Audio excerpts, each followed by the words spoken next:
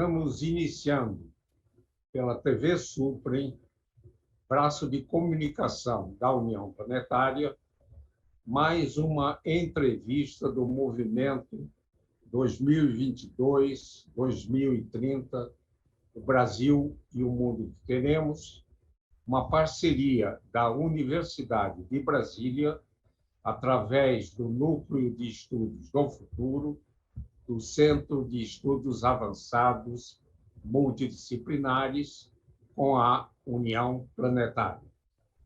Hoje teremos o privilégio de conversar com a professora Bernadette Angelina Gatti. A nossa convidada é graduada em Psicologia pela Universidade de São Paulo e doutora em Psicologia pela Université Paris Diderot, Paris 7, na França. Tem pós-doutorado na Université de Montreal, no Canadá, e na Pennsylvania State University, nos Estados Unidos. É docente aposentada da Universidade de São Paulo. Foi professora do programa de pós-graduação em Educação, Psicologia da Educação, na Pontifícia Universidade Católica de São Paulo. Simultaneamente, foi pesquisadora sênior da Fundação Carlos Chagas, onde também exerceu vários cargos, como coordenadora do Departamento de Pesquisas Educacionais e superintendente de Educação e Pesquisa. Foi também a vice-presidente dessa entidade. Foi membro e presidiu o Comitê de Educação do CNPq e coordenadora da área de educação na CAPES. Atuou como consultora da Unesco e de outros organismos nacionais e internacionais. Foi também diretora, membro titular da Academia Paulista de Educação. Suas áreas de pesquisa são formação de professores, avaliação educacional e metodologia de investigação científica. Publicou 120 artigos em revistas científicas, 62 capítulos de livros e 19 livros. Orientou 37 mestrados e 31 doutorados. Foi presidente do Conselho Estadual de Educação do Estado de São Paulo e obteve prêmios e homenagens, das quais destaco Diploma de Mérito Educativo da Associação Nacional de Políticas de Administração e Educação, a Ordem Nacional do Mérito Educativo, nos graus de Comendador e Cavaleiro, e atualmente atua na Cátedra Alfredo Bossi de Educação Básica do Instituto de Estudos Avançados da Universidade de São Paulo. Muito obrigada, professora Bernadette Angelina Gatti, por ter aceito o nosso convite. Na minha primeira indagação, pediria para revisitar sua infância e juventude, a sua formação básica e universitária e os caminhos que a levaram a ser uma estudiosa e pesquisadora na área de educação. Agradeço, professor Isaac, estar aqui, podendo conversar com as pessoas sobre a minha trajetória, né? Eu sou uma pessoa caipira, eu nasci no interior de São Paulo, uma pequena cidade chamada Matão, né? Uma cidade onde havia 90% de imigrantes italianos, muito pequena na época em que eu nasci, lá cresci, eu passei minha infância e juventude lá, antes de ir para a universidade, e era uma cidade que permitia uma convivência de infância na rua, né? Na beira do rio, né? Fazendo passeios e piqueniques e com meus primos, com os amigos e tudo mais. Mas eu comecei o meu interesse pela leitura com a minha nona, minha avó. que gostava de ler jornal e lia o jornal alto, andando pela casa e fazendo comentários, né, sobre o que ela lia.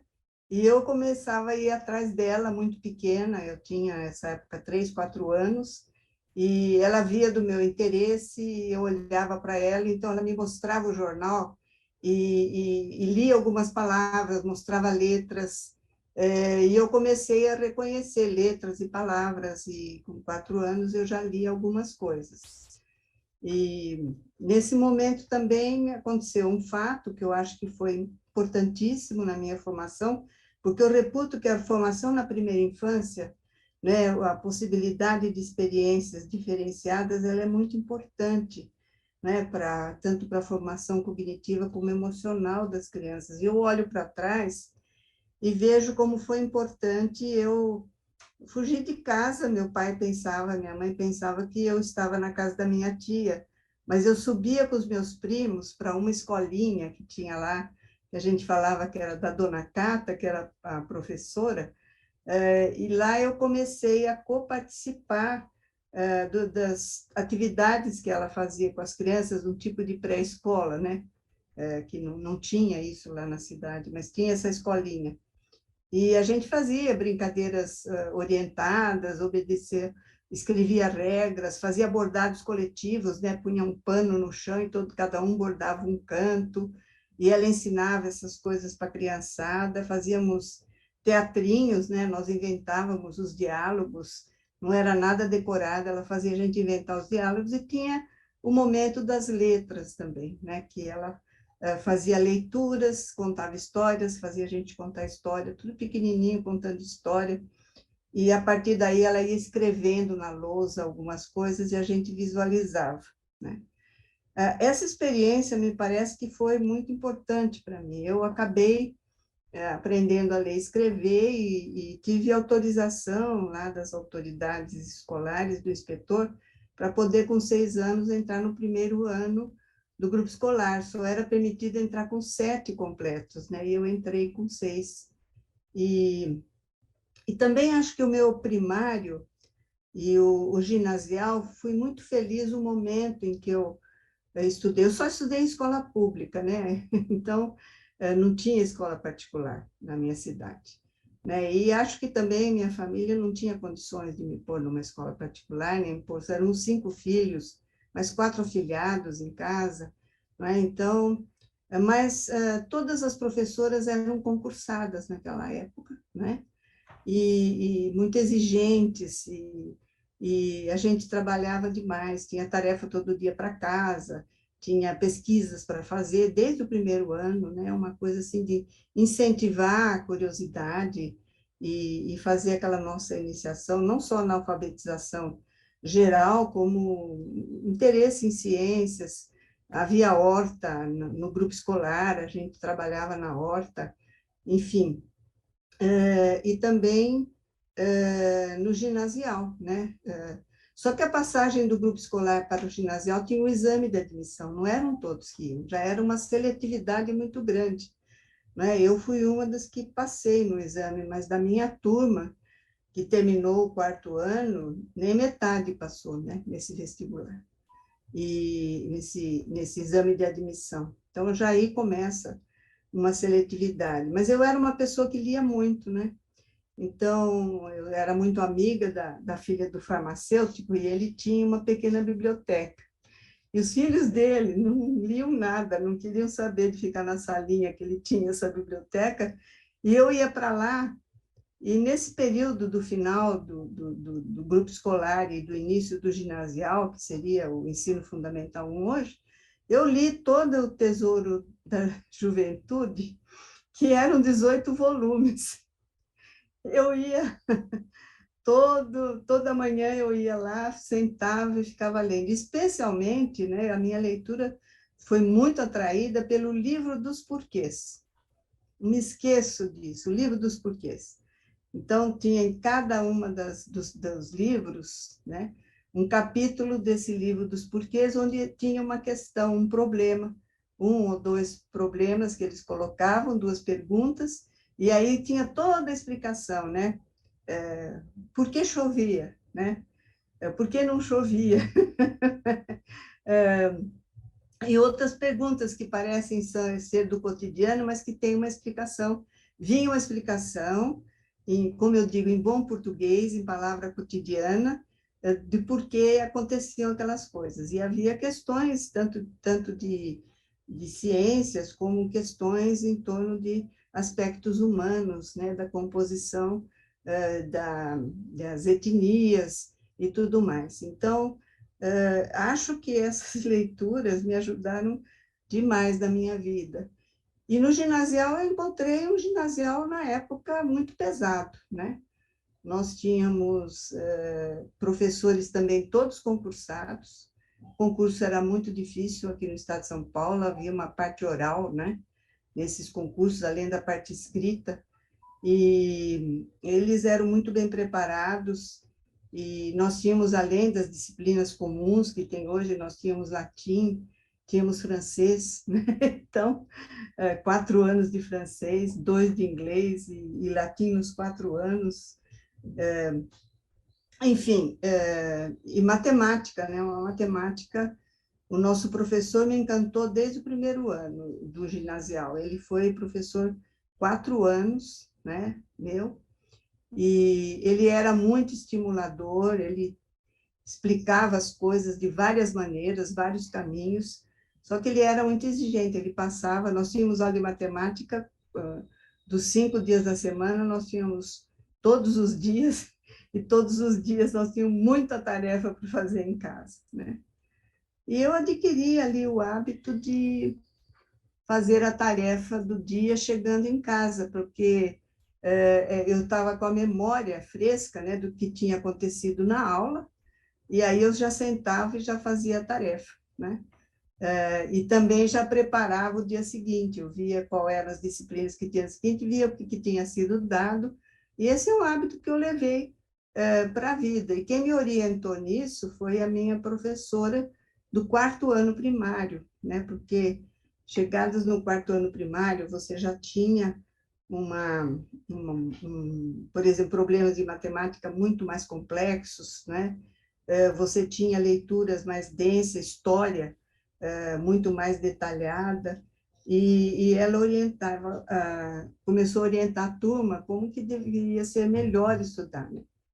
E eu comecei a fazer isso e para mim foi muito bom, né?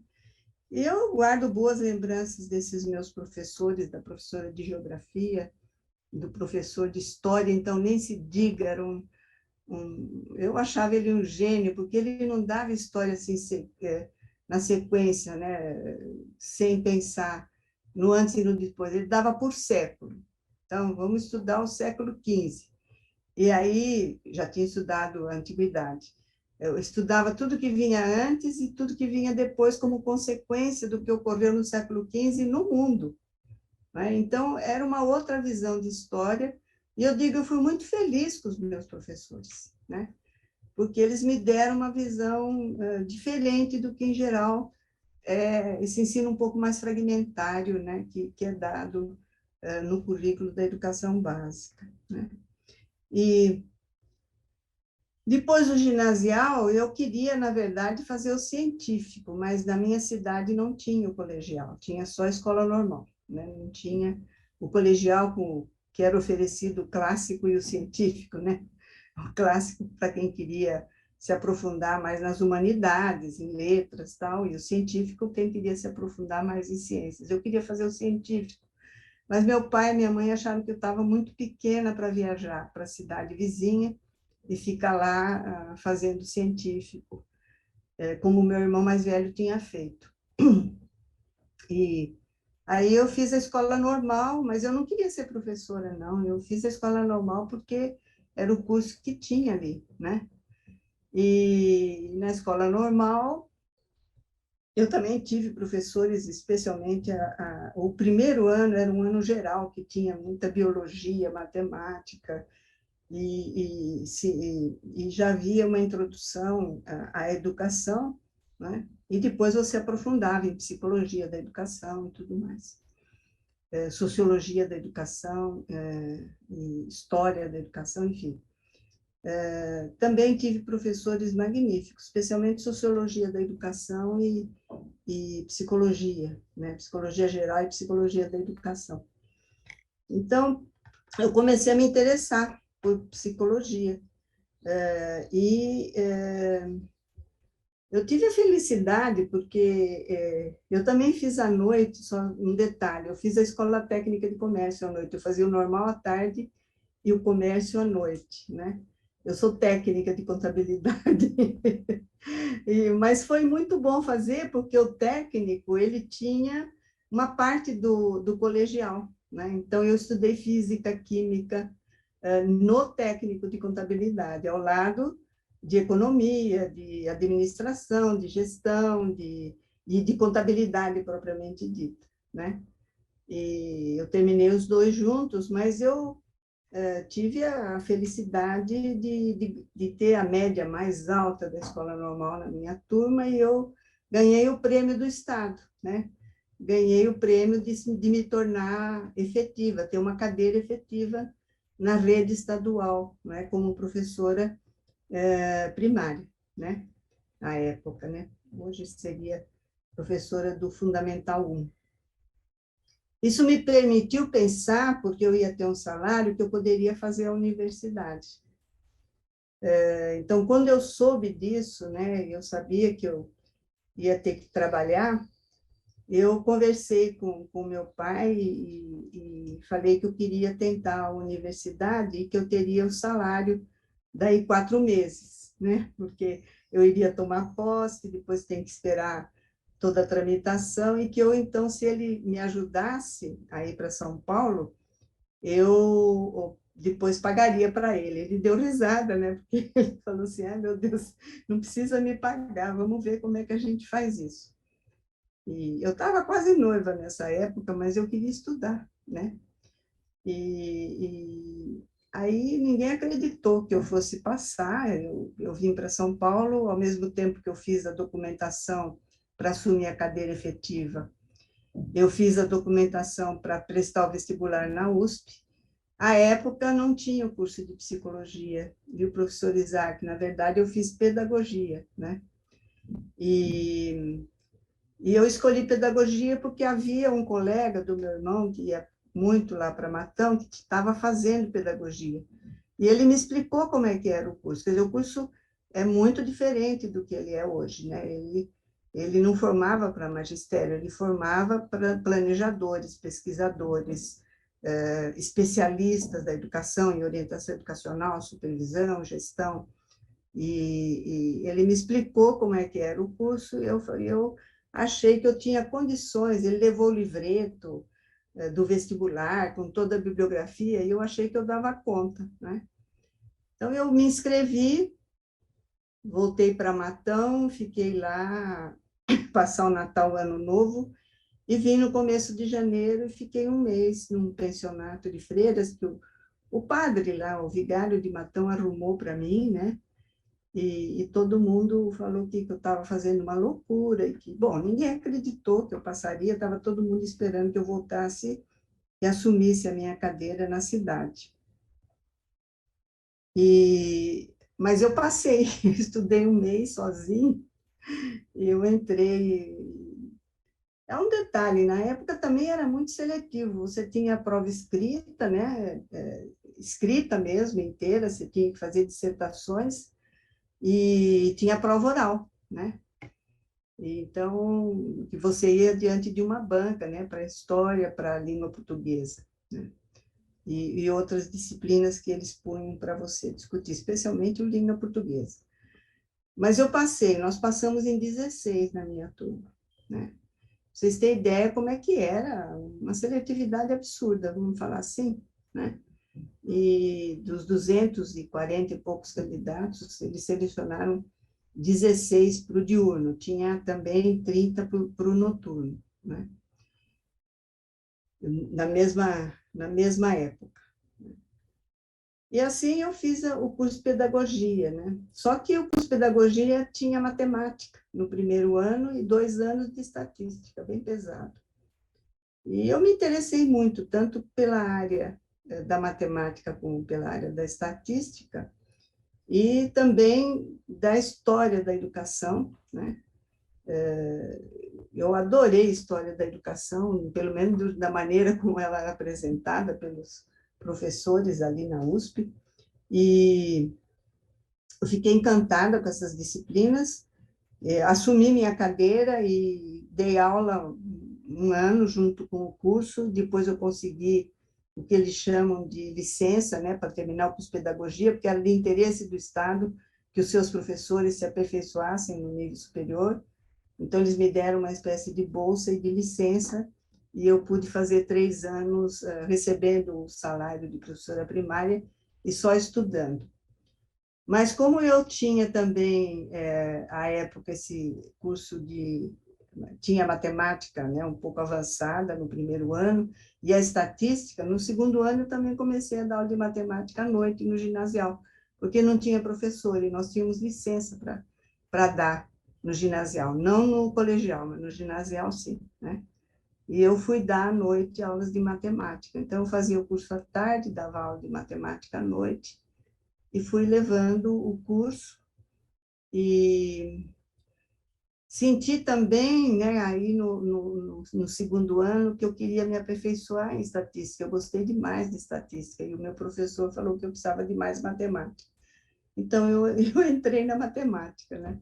Eu não terminei matemática, eu fiz 2 anos da matemática, mas estava no terceiro quando eu fui convidada já para ficar no departamento de estatística aplicada, né? Eles precisavam de pessoas que pudessem trabalhar com a estatística nas ciências humanas e sociais, né? Porque nós tínhamos bons probabilistas, né? Bons teóricos de várias questões, mas nós não tínhamos pessoal de planejamento de experimentos, né? Análises fatoriais, demografia. Então, eles estavam preparando algumas pessoas para esse trabalho, e eu fui uma das que foi contratada nessa condição. E logo em seguida, estando na USP, eu também fui convidada, fiquei meio período, então, na USP, e aí eu me afastei de vez do ensino primário, e assim eu pude também aceitar um convite para trabalhar no colégio de aplicação da USP, no setor de orientação educacional. E a minha vida sempre foi assim, né? Um equilíbrio entre me dedicar à estatística, né? No departamento de estatística, e a orientação educacional, onde a psicologia da educação era a base, né? A psicopedagogia. E foi aí que eu conheci o professor Augusto Bastide, que veio dar um curso, né, para nós, e me convidou para eu fazer o doutorado com ele na França. E aí eu tive a bolsa do governo francês, e eu fui para a França para fazer o doutorado com licença da USP, e com a promessa de que eu faria, no meu currículo, não só a parte da psicologia social da educação, todo o doutorado na área da psicologia, mas também cursos de estatística. E eu fiz também na França um trabalho num laboratório que eles chamavam de estatística descritiva, mas que criava novos modelos de você analisar dados censitários ou dados de grandes volumes de pesquisa. Fiz as duas coisas, também fiz a adequação para ter o diploma de psicologia e fiz o doutorado, porque eu tinha todo o tempo, né, para estudar, e eu aproveitei o máximo meus 4 anos lá. Foi assim. Então, voltei, e aí a minha vida mudou quando eu voltei, porque eu descobri que eu gostava demais da pesquisa, e da pesquisa nas ciências humanas, especialmente educação. E eu era para passar em tempo integral e eu não quis, porque eu tive o convite da Fundação Carlos Chagas para ser uma das 5 pesquisadoras que fundariam, né, o Departamento de Pesquisas Educacionais na Fundação Carlos Chagas. Eu iria trabalhar, fui indicada pelo José Pastore, pela Aparecida Jolie Gouveia, e lá fui eu para o Departamento de Pesquisas, e de pesquisadora sênior, depois eu passei a coordenadora né, do departamento. E aí foi a minha carreira. E na USP eu fiquei até trabalhando com ciências sociais e pedagogia, principalmente, né?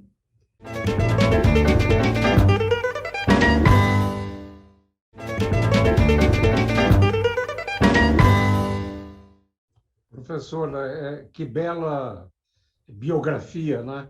Eu também consultava muito. Meu pai tinha comprado o Tesouro da Da Juventude, o juventude. livro do Porquês era o mais, porque estimulava com perguntas e a gente aprendia lendo os porquês, né?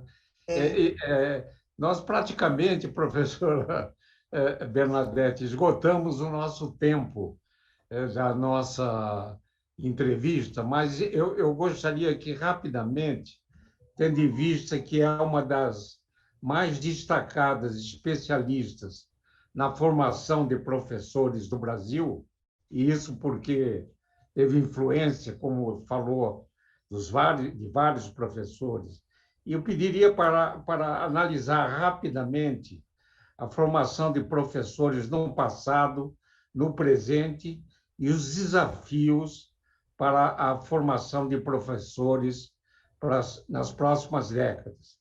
E depois de falar sobre o que eu pedi, se pudesse enviar uma mensagem aos jovens que nos assistem. a formação de professores sempre foi um calcanhar de Aquiles na nossa história, né?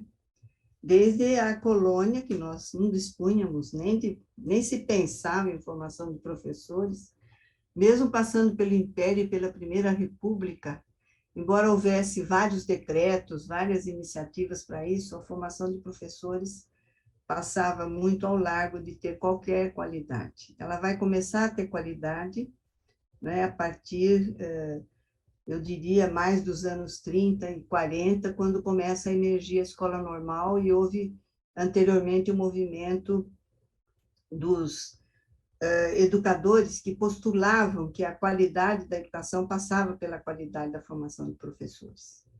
Então, a criação das escolas normais, que no século XIX foi uma espécie de desastre, né? Porque se criava e se fechava, elas não tinham constância, né? Isso está muito bem documentado. Algumas foram para frente, mas muito poucas vingaram. Mas a partir dos anos 30, e especialmente mais para o final dos anos 30, já avançando para os 40, houve uma expansão muito forte da escola normal, mas aí para formar professores para o primário, né? E na universidade, só em 39 que vão aparecer as licenciaturas, né? Havia só o bacharelado.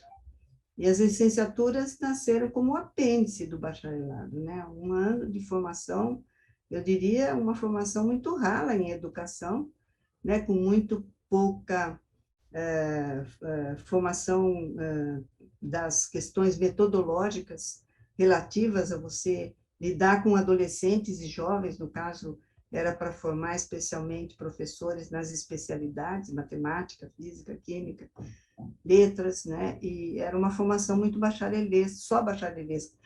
Não sou contra a formação em conhecimentos básicos. Acho isso fundamental.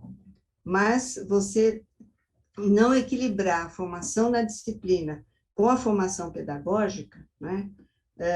Nos causou sempre muito problema na qualidade da educação básica, e foi um problema crescente, porque a partir dos anos 70, o desenvolvimento das redes escolares no Brasil deslancharam, né? Tardiamente, né? As redes públicas começaram a crescer e nós precisávamos de professores, e o ritmo de formação de professores também não acompanhou o ritmo da demanda, né, do crescimento populacional, do crescimento do atendimento da população. E nós ficamos sempre dependentes de complementações formativas, e até hoje, né, nós temos um gap de professores formados especificamente para determinadas disciplinas. A gente vê nos dados do INEP, né, que praticamente quase 40% dos professores que estão em exercício na rede não dão aula na disciplina, não tem formação para dar aula na disciplina que eles respondem, né? Então, esta situação mereceria uma forte política bem dirigida. E, no caso, é uma política nacional que é necessária, porque a formação de professores, em termos curriculares, ela é da alçada da União, né? E na sua regulação, mas também no seu desenvolvimento. Então, as universidades e as faculdades é que estão encarregadas disso, mas, a meu ver, se nós não fizermos um projeto específico, né, juntando todo esse potencial que as nossas universidades têm, num esforço para melhor formar os professores, e eu falo assim, não seletivamente, mas formar mesmo todo esse manancial disponível de pessoas que querem ser professores, porque muita gente quer ser professor, né? A gente vê pelo número de matrículas, o que acontece é que eles não concluem o curso também, né? Então, há interesse pela área do professor. Mas nós precisaríamos, talvez, de uma política específica, quem sabe uma política com um currículo melhor definido, não é, com financiamento de bolsas para os estudantes poderem estar na universidade no período diurno, né? E também, no meu entender, eu tenho muitas dúvidas dessa formação à distância que está colocada aí no país, que não é bem avaliada, não é bem acompanhada. E hoje a gente sabe que, por exemplo, a maioria dos formados em pedagogia, eles vêm da formação à distância, e eles deverão ser professores da educação infantil e dos primeiros anos do ensino fundamental. E quando você pega o currículo, eles não aprendem muita coisa de alfabetização e muito menos do trato com a primeira infância, né? Então, eu duvido que uma pessoa formada só à distância, o híbrido tudo bem, há disciplinas que você pode trabalhar hibridamente, mas há aspectos metodológicos, aspectos das práticas ou das praxes, né, de você dar sentido às suas práticas, que você precisa de uma troca mais presencial e da presença com crianças, né, da presença de adolescentes, para sentir o que é entrar numa sala de aula com 40 adolescentes, que você vai ter que, por exemplo, ensinar matemática ou trabalhar com eles conhecimentos de história. Não é trivial. Então, é uma profissão que precisa se dar mais valor à formação deles, né? Valorar, porque os nossos professores, eles acabam sendo heróis, porque eles vão para as práticas e eles começam a estudar por conta própria, aprende aqui e ali, por ensaio e erro. Isso não é bom, né? Ele poderia ir com um arsenal melhor para as escolas. Eu temo pelo futuro da escola se nós não tivermos uma política específica de formação de professores, né, com financiamento próprio, avaliação específica e acompanhamento, né? E aí utilizar esse manancial de sabedoria que nós temos nas universidades. Mensagem, professora. A mensagem. Eu acho que eu diria para os jovens assim, para que eles amem conhecer, né? Que eles tenham amor por ampliar seus horizontes em variadas direções, né? Que eles cultivem e curtam leituras, né? Que alimentem o seu espírito, né? Não fiquem só nesse coisa rara de vídeo ou de chat ou de ouvir dizer, né? Que ele busque conhecer mesmo, né? E pensar com autonomia, não ser o que na minha terra chama Maria vai com as outras, né? Formar opinião própria, fazendo escolhas, tomando decisões, solucionando problemas, não com base assim no achômetro, né? Mas com base em sólidos conhecimentos, né? Ancorados em valores sociais, né? Que privilegiem hoje muito a preservação da vida e a vida digna para todos, né? Num coletivo onde todos precisamos estar juntos. Muito, muito boa mensagem, professor. Eu tinha outras indagações, mas me comprometo a organizar um painel sobre a formação de professores na educação básica e a prezada professora já está convidada de antemão para se discutir e avançar nessas linhas que proferiu na nossa conversa, né? Então, muito obrigada, professora Bernadette Angelina Gatti. Acompanho o seu trabalho na Cátedra Alfredo Bossi de Educação Básica do Instituto de Estudos Avançados da Universidade de São Paulo e temos muitas conquistas ainda a fazer, né? No sentido de que nessa mensagem aos jovens isso se torne realidade, né? Temos um Brasil melhor e mais justo, em que cada um possa ter a felicidade que merece.